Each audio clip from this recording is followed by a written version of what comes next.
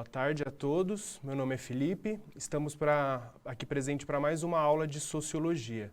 Lembrando que essa é a MVC Editora, né? Esse é o Revisa Enem, a plataforma digital da MVC Editora. Tá?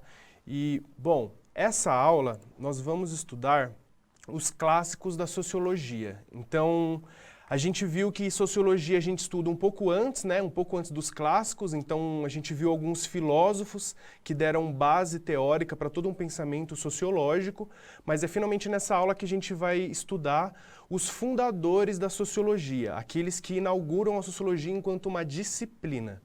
Então, os três teóricos que a gente vai ver são Durkheim, né? Primeiro o Durkheim, depois o Max Weber e depois o Karl Marx. São os três pilares da sociologia, da sociologia moderna, né? Ou são os clássicos da sociologia. Então, a gente começa aqui com uma questão, tá? A primeira questão é da Universidade Federal do Maranhão. E por que eu comecei com essa questão? Porque essa questão ela está pedindo justamente o contexto histórico que está sendo fundada a sociologia, o contexto histórico desses pensadores clássicos. Então, está aí na tela a questão 1. Os principais fatos históricos sociais que propiciaram o surgimento da sociologia foram: letra A, Revolução dos Cravos em Portugal ou a Revolução Moçambicana? Não, a gente não ouve falar dessas revoluções, elas são específicas para a história. B, Revolução Industrial e a Revolução Francesa. Parece interessante. Vamos para C.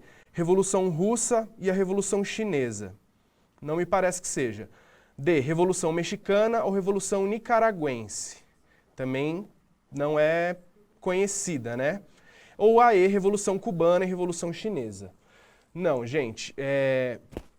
Os principais fatos históricos sociais são letra B, desculpa, Revolução Industrial e Revolução Francesa. Por que são essas?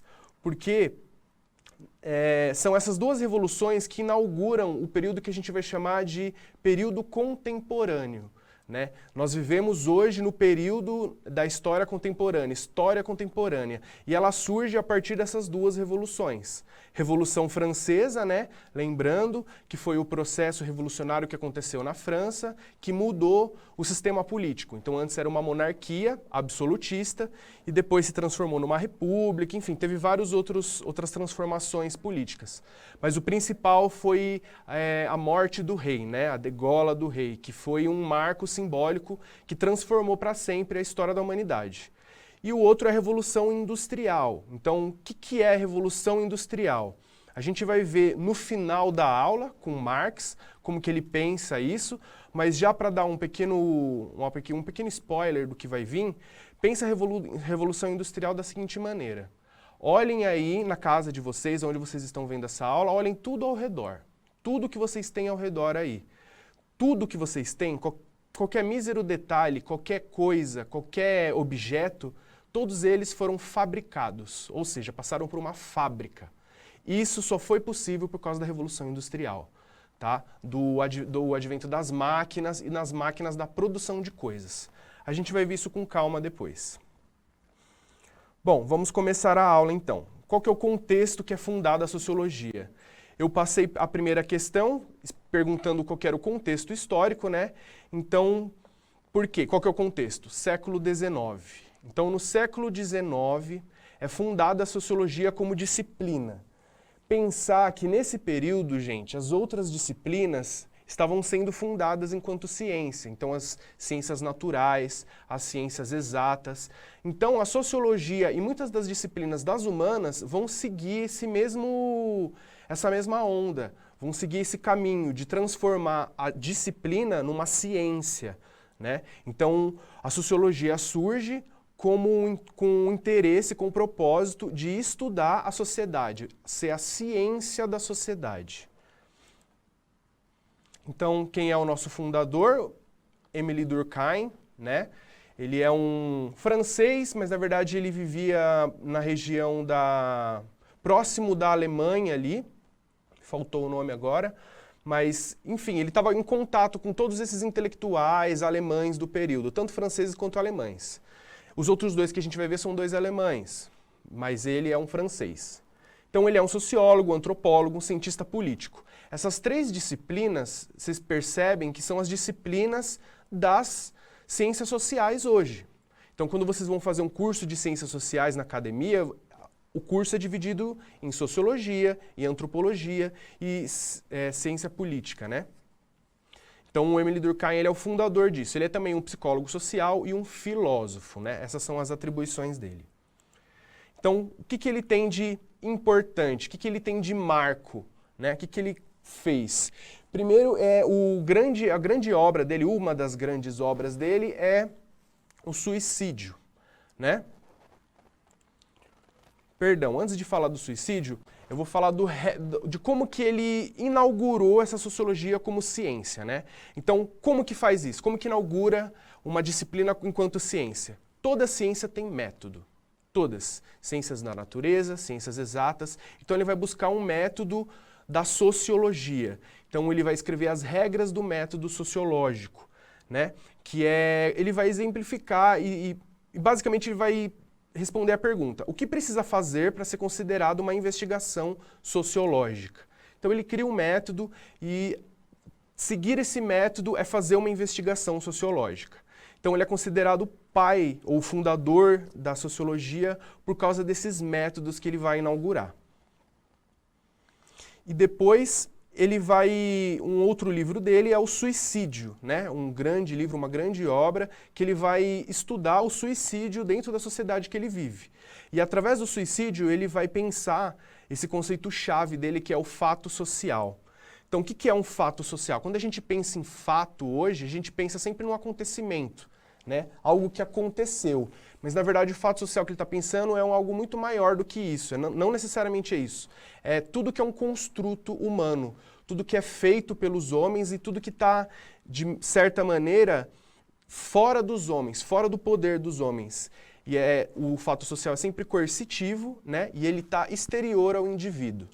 Uma outra coisa importante de falar do Émile Durkheim também é que ele sempre pensava a divisão entre indivíduo e sociedade.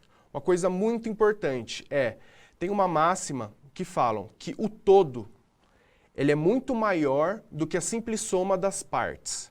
Então, o que isso quer dizer para o Durkheim? Que os indivíduos isolados, cada um deles, a sociedade ela é muito maior do que a soma desses indivíduos separados. A soma deles é algo muito maior. Então, a sociedade ela é muito maior do que toda essa soma de indivíduos.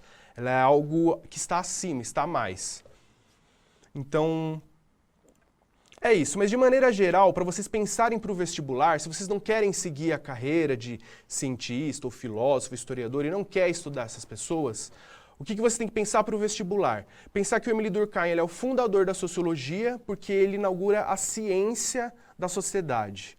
Então tem outras ciências que estão sendo inauguradas na época, ele vai criar um método para estudar essa ciência da sociedade. E aí é por isso que vai ter o termo sociologia. O termo não é fundado por ele, tá? É anterior a ele, pelo Comte, mas ele vai se apropriar desse termo e aprofundar. Vamos ver como isso cai no vestibular.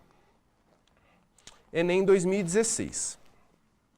A sociologia ainda não ultrapassou a era das construções e das sínteses filosóficas. Em vez de assumir a tarefa de lançar luz sobre uma parcela restrita do campo social, ela prefere buscar as brilhantes generalidades em que todas as questões são levantadas sem que nenhuma seja expressamente tratada. Não é com exames sumários e por meio de intuições rápidas que se pode chegar a descobrir as leis de uma realidade tão complexa. Sobretudo, generalizações, às vezes tão amplas e tão apressadas, não são suscetíveis de nenhum tipo de prova. Então, o suicídio, Émile Durkheim.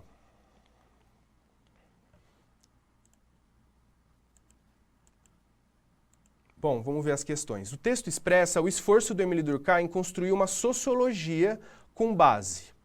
Então, A.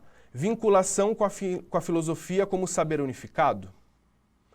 Não sei. 2. Reunião das percepções intuitivas para demonstração?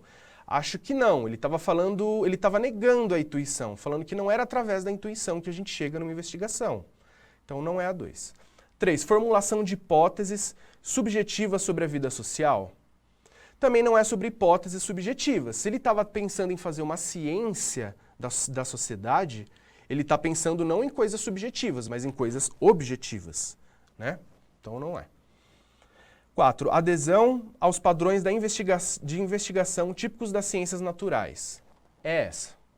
Então, adesão aos padrões de investigação típicos das ciências naturais. As ciências naturais e ciências exatas já estavam sendo consideradas ciências, já estavam se firmando enquanto ciências, então ele estava querendo trazer isso para a área das humanas, das humanidades. Então, transformar a sociologia numa ciência também, nesses mesmos padrões. Eu vou ler a última só por desencargo de consciência, tá? Incorporação de um conhecimento alimentado pelo engajamento político. Não. Ele não está falando de engajamento político. Ele não falou em nenhum momento no texto que a gente leu. Então não é essa. Vamos para a próxima. Universidade Federal de Uberlândia, 2015. A concepção da sociologia de Durkheim se baseia em uma teoria do fato social. Seu objetivo é demonstrar que pode e deve existir uma sociologia objetiva e científica, conforme o modelo das outras ciências, tendo por objeto o fato social. Etapas do pensamento sociológico.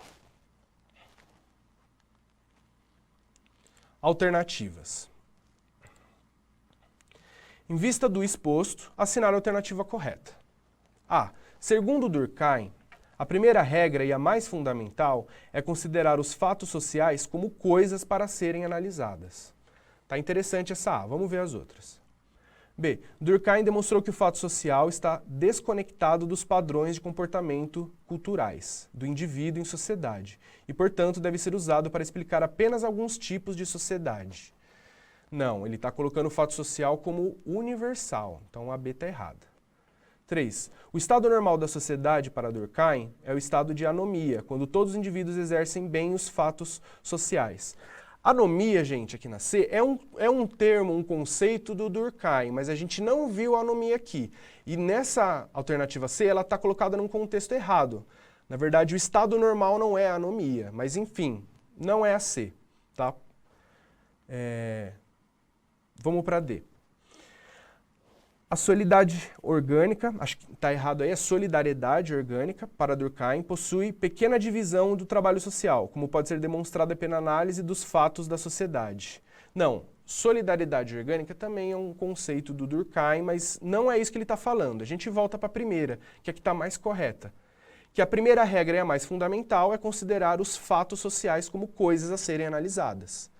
Então, assim como a ciências da natureza, ela tem um objeto de investigação, e esse objeto que precisa ser investigado, e as ciências exatas têm as abstrações matemáticas como objeto do conhecimento, né, o processo e o resultado, para o Emile Durkheim é a mesma coisa, só que o que é o humano, né, é o fato social, é esse que tem que ser considerado como objeto para ser investigado e analisado. Então, alternativa correta, a A. Tranquilo, gente? Se vocês tiverem dúvidas, podem mandar para a gente, porque a gente está só no primeiro teórico ainda, tem mais 2. E o conteúdo é um pouco denso. Vamos para a última questão do Durkheim. Universidade Estadual de Goiás, de 2016. A concepção da sociologia de Durkheim se baseia em uma teoria do fato social. Seu objetivo é demonstrar que pode e deve existir uma sociologia objetiva e científica, conforme o modelo das outras ciências. É bem parecida com a outra, né? O enunciado. Mas as alternativas são diferentes. Vamos para as alternativas. A. Nietzschiana, pois coloca a vontade de poder como fundamento para a pesquisa. Não, a gente não falou nada de Nietzsche aqui. Né? E Nietzsche é um filósofo, mas não necessariamente tem a ver com o Durkheim. Os dois são, enfim, o do Nietzsche é alemão, mas não é a A. B. Kantiana, pois trata da coisa em si e realiza a coisificação da realidade. Não, não é a coisificação da realidade que Durkheim está falando. Ele está falando da coisificação do objeto para a investigação. Então não é kantiano também, está errado. C. Dialética, pois reconhece a existência de uma realidade exterior ao pesquisador. Também não, Durkheim não é uma pessoa dialética, ele não estuda esse conceito. Então, não é isso. D, weberiana, pois aborda a ação social racional atribuída a um sujeito. Também não, Max Weber é o próximo que nós vamos ver agora. Então, não é. Sobrou por último positivista, pois se fundamenta na busca da objetividade e neutralidade. Então, só pode ser a E. Por que é positivista? Tá? Porque ele está influenciado pelos positivistas franceses, Auguste Comte, entre outros intelectuais, que foram os que criaram o termo sociologia. Então ele está dentro dessa onda, desse caminho dos positivistas. Tá? Então a gente pode colocar Durkheim dentro dessa caixinha, ele é um positivista do século XIX. Dúvidas sobre o primeiro? Acabou aqui o primeiro teórico, a gente vai passar para o segundo. Se vocês tiverem dúvidas, mandem no chat, tá? Que a gente soluciona. Vamos para o segundo, então. Maximilian Karl Emil Weber, ou só Max Weber, né? Ele é um jurista, um sociólogo e um economista, tá? Mas ele é mais conhecido como o grande sociólogo, um dos grandes sociólogos. Aí tem um trechinho dele, as pessoas só se tornam capitalistas porque o capitalismo é um resultado de sua religião. Então vamos entender o que ele está falando com isso. Max Weber. Então a primeira coisa que a gente tem que pensar é na predestinação, né? Predestinação é aquela ideia lá da Idade Média de que alguns são predestinados. Alguns teóricos falam que todos são predestinados, outros falam que são alguns. Mas, enfim, Max Weber vai pegar a interpretação do João Calvino. Que o que ele fala? Ele fala assim, que nós somos livres, todos nós temos o livre-arbítrio, e nós temos os direcionamentos do que tem que ser feito. Só que como a gente sabe se a gente vai para o céu ou não? Essa é a grande questão. Para o João Calvino, o que ele vai falar? Ele vai falar que os bens materiais que a gente conquista, que a gente ganha, que a gente recebe, ou que a gente consegue comprar no decorrer da vida, as riquezas que a gente conquista no decorrer da vida, são sinais divinos de que a gente está no caminho certo. Então, como que a gente pensa isso? Então, uma pessoa que, por algum motivo, ela sempre se dá mal na vida, as coisas não dão certo para ela. Como que o João Calvino e o Max Weber pensa essa pessoa dentro da predestinação? Pensa que essa pessoa que está se dando mal na vida é um sinal de que Deus não está feliz com o caminho dela, com a forma como ela leva a vida, com a forma como ela leva os pecados. Então, esses inúmeros fracassos da vida são indícios de que a pessoa não vai para o céu. Agora, se uma pessoa vai bem, consegue muitas riquezas, consegue comprar casa, consegue comprar carro, é uma pessoa valorizada no trabalho, consegue cada vez mais ficar uma pessoa mais rica, obter mais riquezas, isso é um sinal material de uma crença espiritual, de que Deus está recompensando essa pessoa. Então tem toda uma ética do trabalho que o Max Weber vai desenvolver, tá? Então, ética do trabalho, valorização do trabalho, né? A valorização do trabalho é a ideia sempre do trabalho enquanto trabalho hoje para colher no futuro, né? Então essa valorização, a valorização da disciplina e da austeridade. Então, sempre negando as vontades carnais, sempre negando os prazeres, né? Sabe quando a gente tem vontade de comer alguma coisa diferente em algum dia? Ah, vou pedir um iFood? Então, Max Weber e o Ítalo Calvino olhava isso como o próprio pecado, como a emoção falando, como o sentimento falando. E um bom cristão, ele tem que se abster desses bens, desses prazeres, dessas vontades. E fazer o que com as vontades? Guardar ela e poupar, guardar dinheiro. Porque isso é um trabalho presente que vai ser recebido no futuro, vai ser edificado no futuro. E de que maneira isso bate com o capitalismo, com o espírito do capitalismo? Através do racionalismo econômico. Quando a gente escolhe guardar dinheiro em vez de sair e comprar uma pizza, por exemplo, ou comer alguma coisa, ou gastar dinheiro, a gente está fazendo uma escolha racional. Essa escolha racional, ela faz parte já desse espírito capitalista, que tende a poupar dinheiro, né? Sempre a ideia do poupar, do guardar na poupança, para ter mais no futuro. Vamos ver como isso aparece no vestibular. Enem 2015. Vou tomar uma água. O impulso para o ganho, a perseguição do lucro, do dinheiro, da maior quantidade possível de dinheiro, não tem em si mesma nada a ver com o capitalismo. Tal impulso existe e sempre existiu. Pode-se dizer que tem sido comum a toda sorte e condição humanas em todos os tempos, em todos os países, sempre que se tenha apresentado a possibilidade objetiva para tanto. O capitalismo, porém, identifica-se com a busca do lucro sempre renovado por meio da empresa permanente, capitalista e racional. Por assim, deve ser, numa ordem completamente capitalista da sociedade, uma empresa individual que não tirasse vantagens das oportunidades de obter lucro estaria condenada à extinção. Max Weber, A Ética Protestante e o Espírito do Capitalismo. Vamos para as alternativas.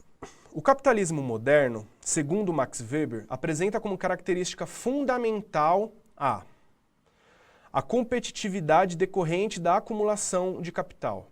Ele não está falando nada de competitividade, pelo menos não nesse trecho que a gente leu. Então, ignora essa palavra, não é correta. B. Implementação da flexibilidade produtiva comercial. Também acho que ele não está falando disso, né? A produtividade comercial a gente pode relacionar, por exemplo, com a ética do trabalho, de trabalhar mais e ser mais produtivo para obter mais riquezas. Mas essa flexibilidade, essa palavra aí, não está dentro do que a gente está vendo. Vamos para C. Ação calculada e planejada para obter rentabilidade. Parece que sim. Ação calculada, então é o que? É a razão, né? O cálculo, a razão. E planejada, o plano, né? Você tem que ter um plano de desenvolvimento para obter rentabilidade. Então é a racionalização de todas as coisas. Tá? Essa é a correta, é a C.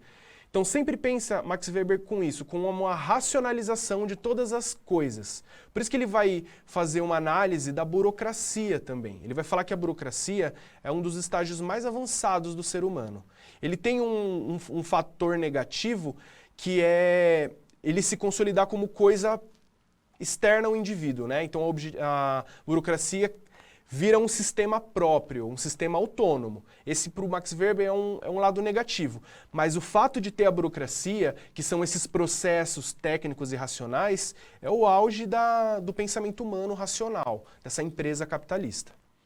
Vamos ver as outras só por desencargo de consciência. D.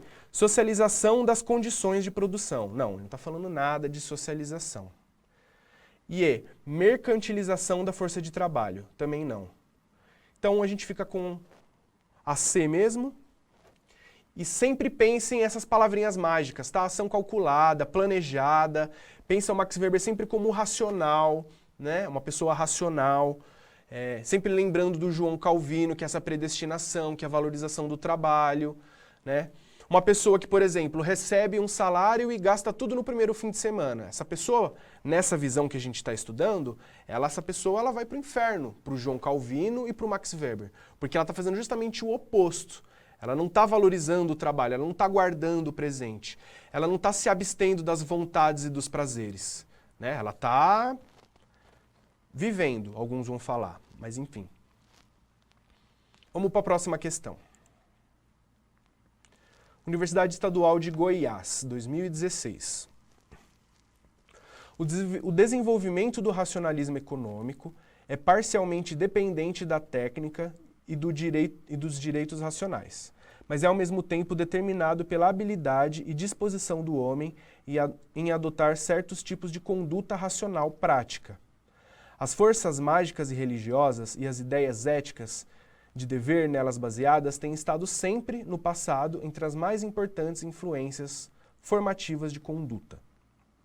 Ética protestante e espírito do capitalismo também. Vamos para as alternativas. Uma das mais conhecidas explicações sobre a origem do capitalismo é a do sociólogo alemão Max Weber, que postula a afinidade entre a ética religiosa e as práticas capitalistas. Essa relação se mostra claramente na ética do. Então, A. Catolicismo ortodoxo, que, ao abrir mão dos luxos nas construções arquitetônicas, canalizou capital para investimentos econômicos. B. Catolicismo romano, que por meio da cobrança de dízimos e vendas de indulgências, estimulou a acumulação de capital. C. Anglicanismo britânico, que ao desestimular as esmolas, permitiu o incremento de poupança nas famílias burguesas. D. Puritanismo calvinista, que concebe o sucesso econômico como indício da predestinação para a salvação. Ou E. Luteranismo alemão, que defendia que cada pessoa devia seguir a sua vocação profissional para conseguir a salvação. Então, a primeira coisa que você tem que pensar para responder essas perguntas é, primeiro, Max Weber está analisando, como a gente viu, João Calvino. João Calvino é um personagem da igreja protestante, que mais para frente vai ter um nome próprio para a igreja dele. Então, não é letra A nem B, não é catolicismo, né? Aí sobra a C, a D e a E, anglicanismo, puritanismo ou luteranismo. A gente só fica com a D. Por quê? Porque a gente viu que a predestinação dele é uma interpretação do João Calvino. E o João Calvino que vai inaugurar, que vai, enfim, postular depois a religião calvinista, os calvinistas, que vem de João Calvino. Então, nisso a gente já exclui a C e a E, anglicanismo britânico e luteranismo alemão. Ficamos só com a D. Então, só para a gente focar mais um pouquinho nesse Max Weber. Por que que ele é puritano calvinista e não católico? Porque o João Calvino, ele vai falar, principalmente, ele vai fazer uma crítica. O primeiro a fazer a crítica à igreja é Lutero, né? Que período nós estamos? Século XVI, com o texto do Renascimento. E o Lutero, ele é um monge de dentro da igreja e ele vai postular um monte de críticas à igreja. Por quê? Porque eles falavam que a igreja católica ela era muito mística, ela tinha muitas superstições. Então, o que é essa venda de indulgências? A igreja vendia pedaços de madeira para pessoas falando que era parte da madeira de Cristo, da cruz de Cristo. E que isso tinha milagres e tal. Então, tudo isso são as superstições que depois a igreja protestante, os protestantes, Lutero, Calvino, vão ser contra a igreja. Vão falar que o único caminho para chegar até Deus é através de Jesus, e não desses objetos ou dessas imagens. Tá? É muito importante ressaltar isso. Vamos para a próxima questão.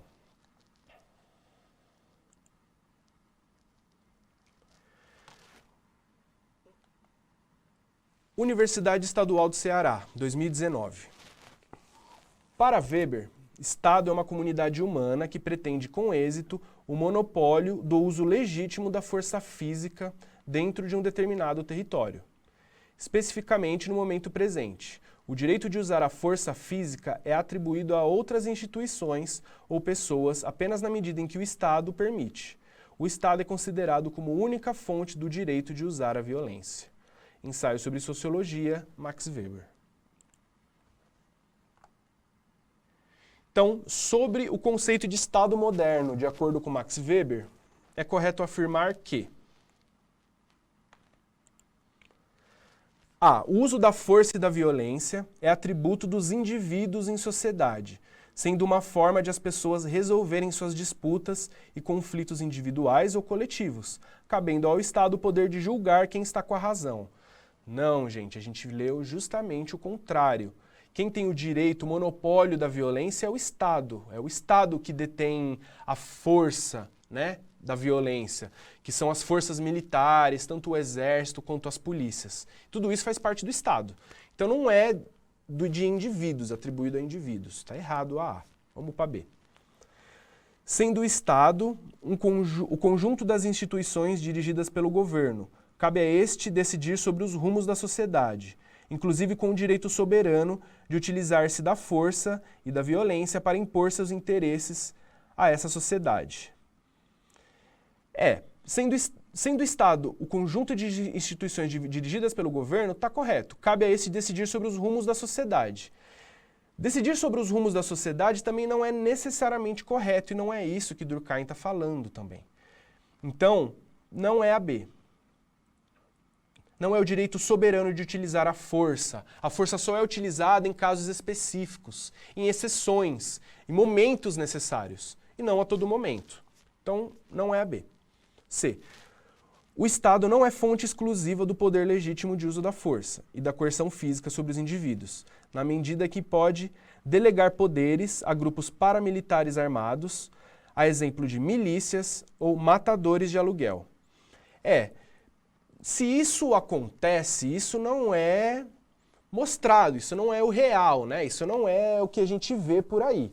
Então o que Max Weber está falando que não, que o Estado ele tem o poder da força. E ele pode atribuir essa força, esse poder da violência a outros grupos. Mas ele não vai colocar para grupos paramilitares armados, e muito menos milícias, e muito menos matadores de aluguel. Né? A não ser que seja, não sei, um Estado muito estranho. Vamos para aí. Somente o Estado é autorizado ao uso legal da força e da coerção física sobre os indivíduos, por meio do monopólio da violência, como uma exclusividade legal e um procedimento que não pode ser executado por qualquer outro grupo ou instituição, a não ser de forma ilegal. É isso, gente, é a D. Porque todas as outras instituições, grupos, coletivos que utilizam da força, da violência, eles são considerados ilegais. Eles vão presos, eles estão na ilegalidade. O único que tem o direito é o Estado. Então a gente encerra aqui o Max Weber. E a gente entra no último teórico da sociologia. Karl Marx. Bom, quem foi Karl Marx? Foi um filósofo. Percebe que o Durkheim, ele foi filósofo também, mas a categorização dele enquanto filósofo foi colocado só no final. Já Karl Marx não. Karl Marx é um grande filósofo, um dos grandes filósofos. Ele é sobretudo um filósofo, mas ele é também um dos fundadores da sociologia. Ele é também um historiador, um economista e um jornalista. E aí tem uma citação dele aí. Os filósofos têm apenas interpretado o mundo de maneiras diferentes. A questão, porém, é transformá-lo. Essa citação aí é da 11ª tese, da tese sobre Feuerbach, né? E ele está falando, ele está dialogando diretamente com todos os filósofos que veio antes dele. O que ele está falando basicamente? Que todos os filósofos até ele nada fizeram a não ser ficar interpretando, pensando, analisando a sociedade, entendendo a sociedade. E para ele, para o Marx, o que importa na real é a transformação do mundo. Muitos já entenderam o mundo como ele é, já entenderam as estruturas de poder, como ele é feito, como ele não é feito, como ele deveria ser. Para o Marx o que importa é transformá-lo, é transformar ele para uma coisa melhor, né? Mas a gente vai ver isso mais com calma. Eu coloquei aí também na tela bem pequenininho que ele é o principal teórico do capitalismo, porque os outros falam de capitalismo, mas nenhum deles o capitalismo é o objeto de conhecimento. Então, para o Marx, o capitalismo é o objeto de conhecimento. Então, vamos para as ideias. Karl Marx é um filósofo muito complexo, né? Assim como os outros, Durkheim e Max Weber, só que Durkheim e Max Weber eles são específicos da sociologia. Karl Marx é um filósofo que ele transborda várias áreas do conhecimento. Então, é bem complexo falar tudo sobre ele, mas vamos lá. Primeira coisa que ele fala, a história da humanidade é a história da luta de classes. O que ele está querendo dizer com isso? Está querendo dizer que em toda a história da humanidade sempre tem quem manda e quem obedece. Simples assim. Quem está em cima e quem está embaixo. A história da humanidade sempre foi dessa maneira. É meio simplista a gente pensar isso, mas ele analisa com profundidade. Segunda questão muito importante do Marx é que ele faz uma crítica à filosofia do direito de Hegel. Né? Então Hegel é um outro grande filósofo do século XIX, que veio antes dele, que vai falar muitas coisas importantes, desde a formulação do direito. Então Marx ele tem que dialogar com esse filósofo para ele se colocar como um filósofo também. Outros pontos dele é o materialismo histórico dialético. Isso é mais voltado para quem é da história e da filosofia, né? Não é o nosso caso aqui, mas vale entender porque o que ele vai falar? Que a história da humanidade ela se transforma através da base material. Então a materialidade mesmo, essas coisas que existem, elas sofrem transformações e elas são transformadas pelas transformações. Então, como eu comecei a aula falando de que tudo que vocês veem aí, tanto na casa de vocês quanto se vocês saem na rua, tudo que vocês veem, todos os detalhes, foi passado por uma fábrica, né? Tudo foi fabricado e tudo foi comprado. Ninguém fez nada artesanal. É dentro desse sentido de materialismo histórico. Ele faz uma crítica da economia política. Crítica da economia política, leia-se aqui capital, que ele está falando que o capital ele domina a economia e a política da sociedade, né? E ele é o filósofo da teoria e da praxis. Então não adianta a gente só ficar falando aqui, escrevendo livros. Ele é o filósofo da transformação, que precisa ser colocado na prática. Apareceu praxis, gente, no vestibular, leia prática. Praxis é de prática, de fazer. Então vamos para como ver como isso aparece no vestibular. Universidade Estadual de Goiás, 2013. Em sua 11ª tese sobre Feuerbach, Karl Marx afirma que os filósofos até hoje interpretaram o mundo, cabe agora transformá-lo. Muitos marxistas interpretaram mal a frase de Marx e abandonaram livros, teoria e partiram para a prática, negligenciando o significado da noção de praxis em Marx. Nesse sentido, tem-se que... Vamos lá. A tese marxista criticava a filosofia por não favorecer uma praxis revolucionária, na qual toda prática suscita a reflexão, que por sua vez vai incidir sobre a prática, reorientando uma ação transformadora. Parece que é essa A, mas vamos ver as outras por desencargo. B. A tese marxista estimulava a prática e não a teoria, já que a ideia de praxis privilegia o fazer em detrimento do pensar, o que levaria à condenação da filosofia como teoria pura. Não, gente, essa B está errada, porque ele está falando que tanto a teoria quanto a praxis, elas têm valores iguais, elas têm ideias iguais, elas têm que ser pensadas juntas, não é a B. C. A ideia de praxis em Marx foi desvirtuada por aqueles que não perceberam que existe uma ruptura entre teoria e prática, e que o trabalho intelectual deve prevalecer sobre o trabalho manual. Marx não está falando isso. Não está falando que o trabalho intelectual deve prevalecer sobre o trabalho manual. Pelo contrário, ele fala que um tem que favorecer o outro, né? O trabalho intelectual tem que ter um manual, tem que ter um objetivo no meio. E o trabalho manual, ele tem que ter uma teoria, você tem que saber como você faz. O mínimo trabalho manual, ele tem que ter uma teoria por trás. E se você não tiver, é impossível ser feito. Então não é a C, vamos para D. A noção de praxis em Marx exige que a filosofia sempre permaneça nos limites do conhecimento teórico, pois a praxis humana deve ser conduzida por peritos técnicos e não por filósofos. Não. Só pode ser a resposta correta.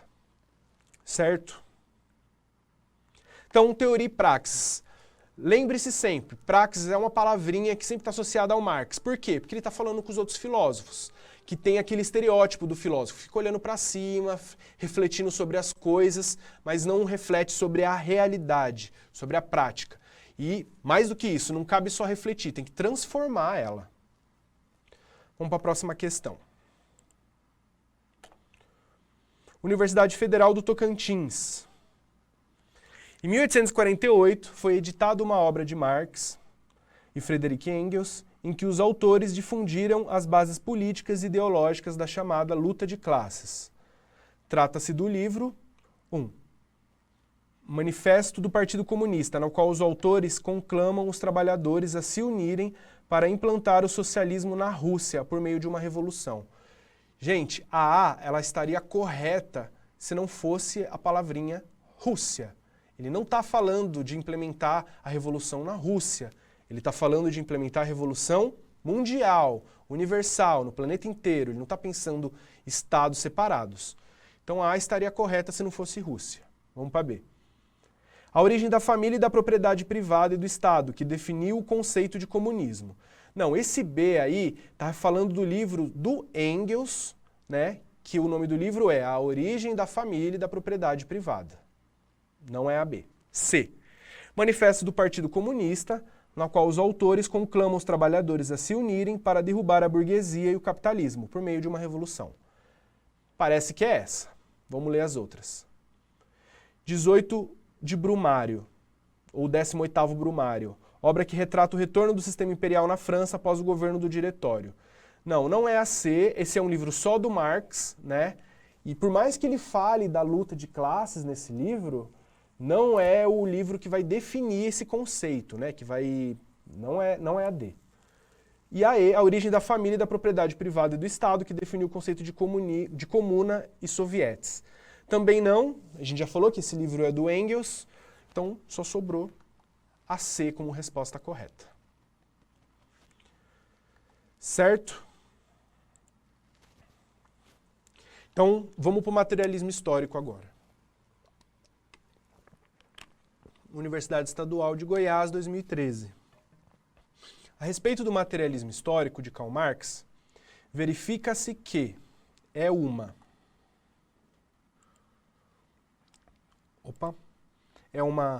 teoria da história que analisa o processo real e concreto, enfatizando o modo de produção e reprodução dos bens materiais necessários para a sobrevivência humana e que passa a ser determinada pela luta de classes em determinadas sociedades. Parece interessante essa. Vamos ver as outras.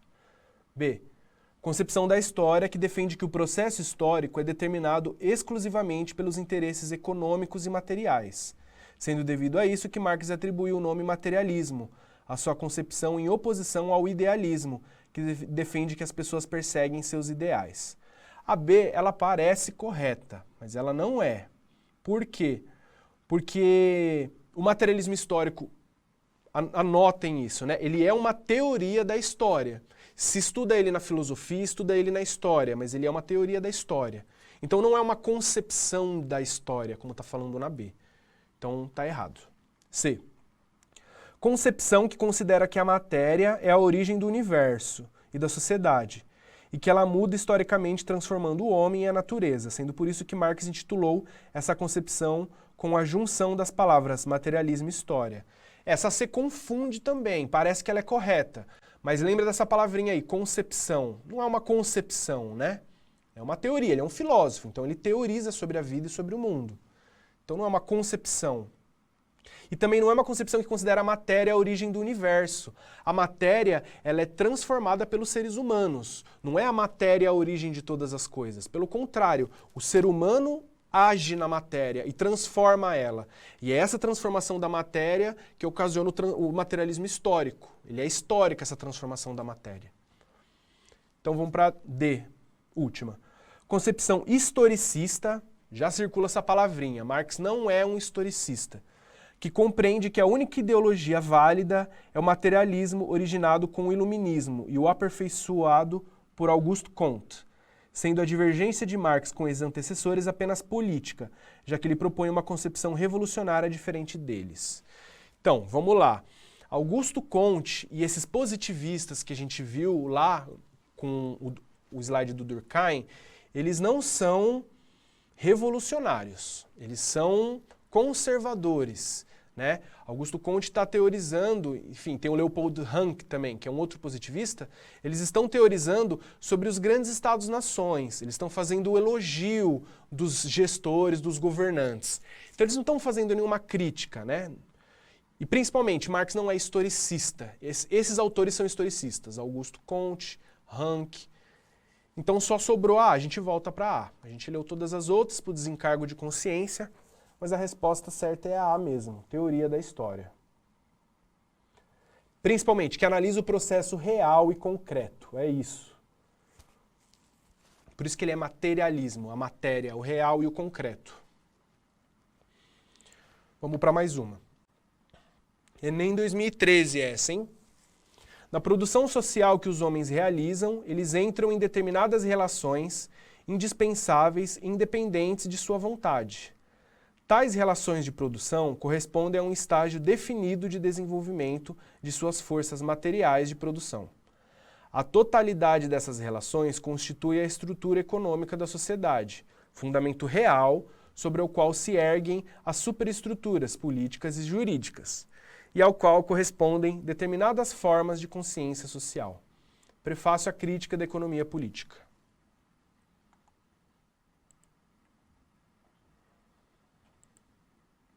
Para o autor, a relação entre economia e política estabelecida no sistema capitalista faz com que a. O proletariado seja contemplado pelo processo de mais-valia. Não, gente, a gente não viu esses conceitos específicos do Marx, tá? A gente vai ver isso mais especificamente na aula de filosofia, né? A gente está vendo Marx dentro desse contexto de sociólogo. Mas, já adiantando, a mais-valia ela é dada aos patrões. O proletariado não tem acesso a essa mais-valia, então ele não é contemplado a ela. A não é a correta. B. O trabalho se constitua como o fundamento real da produção material. Parece correta a B. Realmente, é isso que Marx fala. Vamos ver as outras. C. A consolidação das forças produtivas seja compatível com o progresso humano. Não, não necessariamente. Também não é isso de forças produtivas que ele está falando aí. Esse conceito de forças produtivas é um conceito bem complexo. Ele não falou disso nesse trecho, então não. D. A autonomia da sociedade civil seja proporcional ao desenvolvimento econômico. Não, na verdade, quando ele fala da luta de classes, ele fala do proletariado, ele fala que o proletariado ele é dependente do patrão, né? Então ele não tem a propriedade privada dos meios de produção, ele não tem bem nenhum, então ele acaba sendo obrigado a vender a sua força de trabalho para o patrão. Então nesse sentido ele não é autônomo. A sociedade não é autônoma, né? A sociedade ela é dependente uma das outras. A gente depende um dos outros. Então não é a D. Vamos para E. A burguesia revoluciona o processo social de formação da consciência de classe. Não, a burguesia não revoluciona o processo social de formação da consciência de classe. Pelo contrário, a burguesia ela anula a consciência de classe, ela ofusca, né? Ela obscurece, enfim, tem várias palavras para falar. Mas não é isso. Então a resposta correta só pode ser a B. O trabalho se constitui como fundamento real da produção material.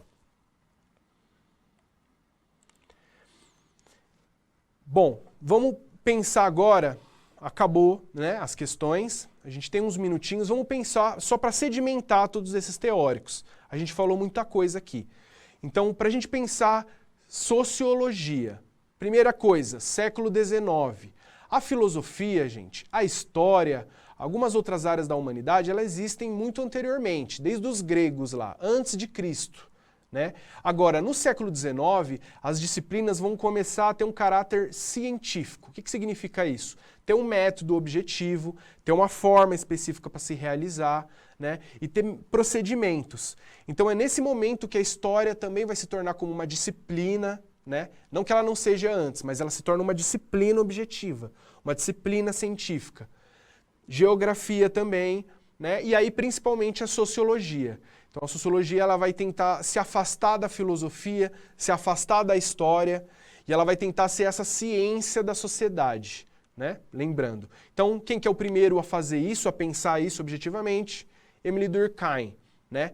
Que ele vai criar um método sociológico. Então, para fazer sociologia, como que a gente faz? A gente tem que ter um método, tem um procedimento que a gente tem que seguir. É isso que Émile Durkheim vai pensar. Depois a gente tem o Max Weber, né? A ética protestante e o espírito do capitalismo. Ele está analisando esses dois como interconectados. Então, o que significa isso? Significa que os puritanos, os calvinistas e toda essa mentalidade protestante, eles estão alimentando o capitalismo. Então, essas pessoas acreditam no capitalismo porque o capitalismo ele é fruto da religião delas. Então, o que significa isso? Significa da predestinação, lembra? Então, se eu estou recebendo muitas riquezas, se eu estou bem financeiramente, estou tendo muitos bens materiais, isso são sinais materiais de que eu estou indo bem espiritualmente. Era isso que eles acreditavam. Então o capitalismo surge para o Max Weber nessa relação religiosa material, espiritual e material, sendo esses bens, sendo uma confirmação o tempo inteiro da sua crença, né? Então uma pessoa vai lá e pede, reza para Deus porque quer comprar um carro, o carro novo do ano, ou um carro tão sonhado. E essa pessoa junta dinheiro, consegue comprar o carro e depois ela vai lá e agradece por ter comprado o carro. Significa o quê? Que Jesus, ou Deus, né, ou enfim, esse ser espiritual, contemplou ela com esse pedido. realizou esse pedido. Mas esse pedido só foi realizado porque ela tinha o trabalho, porque ela trabalhou, porque ela poupou, porque ela teve essa ética do trabalho que o Max Weber está falando, que é essa racionalização de todos os processos. Então, se eu recebo um dinheiro hoje, o que eu vou fazer? Eu vou racionalizar esse dinheiro. Eu posso guardar numa poupança, né? Eu vou investir, eu vou racionalizar ele e não gastar na primeira coisa que me der vontade. É nisso que Max Weber está falando, que os evangélicos estão construindo esse pensamento e isso está alimentando o capitalismo. E aí, por último, como a gente viu, o grande teórico do capitalismo, ou crítico do capitalismo, vai ser o Karl Marx. Que ele vai falar, bom, tudo bem, as pessoas acreditam no capitalismo. O capitalismo é uma realização da religião delas. Mas o capitalismo ele é algo exterior a elas. Eles existem independente da pessoa acreditar ou não. Ele é uma relação em que as pessoas entram materialmente. Então pensa quantas pessoas você se socializa por causa das coisas. É isso que Marx está falando. Quando você vai na padaria comprar um pãozinho, você se relaciona com várias pessoas, com o padeiro, com o atendente. Muitas pessoas estão por trás, elas estão ali obrigatoriamente para trabalhar. E você se relaciona com elas para obter o que você quer. Então isso, para o Marx, independe da crença ou não. Independente se você acredita em Deus ou não, essa é a materialidade consolidada, construída na nossa sociedade. Então, por isso que é materialismo histórico, porque é a matéria que nos tem, que está nos dada hoje dessa maneira, ela é dessa maneira porque ela é histórica, ela tem uma data de começo, ela começou e ela se desenvolve, e ela é dialética porque a gente não falou desse conceito aqui, a gente vai falar dele lá na filosofia. Mas basicamente é um conceito que pensa os opostos, os extremos, e eles se ajudam, se juntam e transformam, formam uma coisa nova, né? Então essa é a nossa sociedade para esses autores, tá? Então, só para fechar, Durkheim, fato social, sociologia enquanto ciência, Max Weber, uma junção entre religião e capitalismo, né? Então a matéria e o espírito, a junção dessas coisas, e Marx como uma crítica da economia política. Então, a política, Marx vai falar, que ela está baseada na economia. Então, as pessoas fazem as coisas por causa do dinheiro, né? As pessoas trabalham por causa do dinheiro, as pessoas se locomovem por causa do dinheiro. E a política acontece por causa do dinheiro também. Uma ideia de toma lá da cá, enfim, tem muitas coisas que a gente pode analisar, né? Eu não quero fazer essas relações para os dias de hoje, quero só se manter no filósofo. E é isso, são os principais teóricos. Todos eles vão transformar totalmente as ciências humanas. As ciências humanas vão ser outras depois desses teóricos, né? E eles são lidos até hoje. E uma coisa muito importante também de falar é a diferença entre Marx e marxismo. Então a gente tem aí muitos marxistas, muitos teóricos, né, que leem muitas coisas de Marx. Mas muitos deles, mesmo se intitulando marxistas, eles não citam Marx. Eles citam outros marxistas. É importante colocar a diferença. Assim como Jesus Cristo é uma coisa e os cristãos são outras, Marx é uma coisa também e os marxistas são outras. São outros. A gente sabe o que aconteceu, né? A gente sabe tudo o que aconteceu em nome desses marxismos, em nome de Marx, mas Marx não falava nada disso. É importante a gente voltar assim como é importante a gente voltar para Jesus, né? Para Cristo, se você é um cristão, e não ficar dando muito ouvidos aos cristãos. Marx é a mesma coisa, voltar para o teórico, para o que ele está falando, porque hoje em dia deturpam muito essas ideias, e para vocês que estão se preparando para o vestibular, é importante ter contato com a palavra mesmo do filósofo, tá? A aula foi muito densa hoje, eu espero que vocês tenham acompanhado, né? Não chegou nenhuma dúvida, mas espero que tenha esclarecido. A próxima aula de sociologia a gente vai falar sobre sociologia contemporânea. Então, querendo ou não, esses sociólogos eles vão ser relacionados e se relacionarem com esses que a gente viu, né? E se alguém, por acaso, decidir entrar na área de ciências sociais, vão ser esses principais teóricos que vocês vão estudar. Muito obrigado a todos, bons estudos e a gente fica até a aula que vem. Tchau, tchau.